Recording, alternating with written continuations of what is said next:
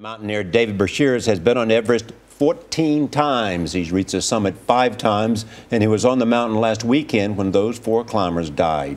Welcome. Good to be here. You know a lot about this. What's going on? Well, there's a lot of things going on. This year the mountain is particularly crowded.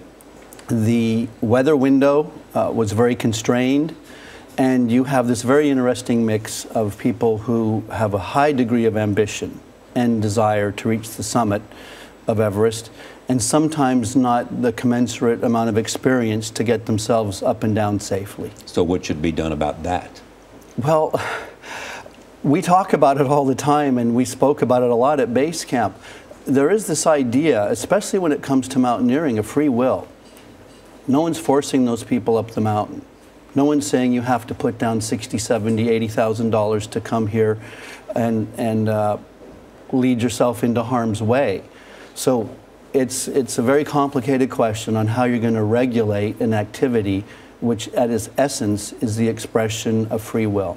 Because it's not regulated at all right now, even in terms of the number of permits that are granted each year. Is that correct? There's no regulation whatsoever. The Ministry of Tourism in Nepal charges $70,000 for a permit of 7 climbers, and they'll sell as many permits as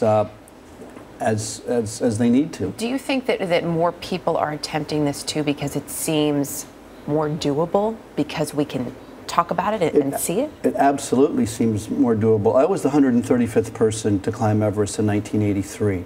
We were the only team on the mountain. There were 750 people between the Sherpas and other mountaineers arrayed on the glacier at base camp this year. We've had a 13-year-old boy climb Everest. We've had a 73-year-old woman. I think the oldest man is in his late 70s.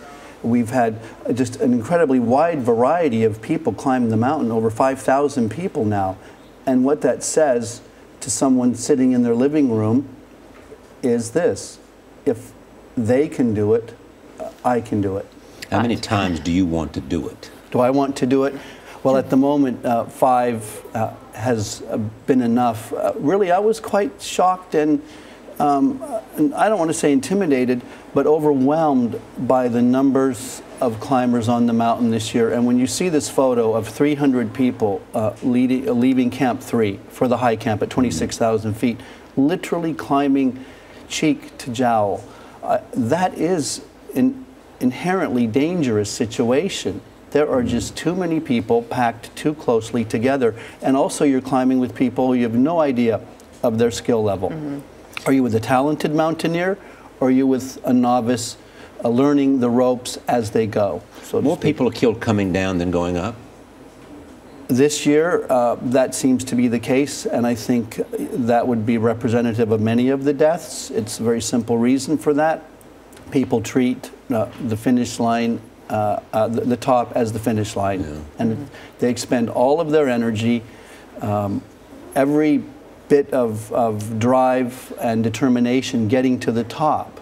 And there's a lot of euphoria associated with that. You need energy to get back down to the safety of the high camp. What's it like to be there? When you leave the high camp, you're at 26,000 feet. There's a third of the oxygen that we're breathing here in this room. And although the climbers use bottled oxygen, it doesn't replace the oxygen we're missing here. So you're hypoxic. You're profoundly sleep deprived. There's little sleep at altitude. You're malnourished, and you're dehydrated. And those factors can affect people's ability to make good judgments. And they end up climbing together as, well, not as sheep, but it appears to be going upwards without the ability to make good decisions. Thank you. Great to see you.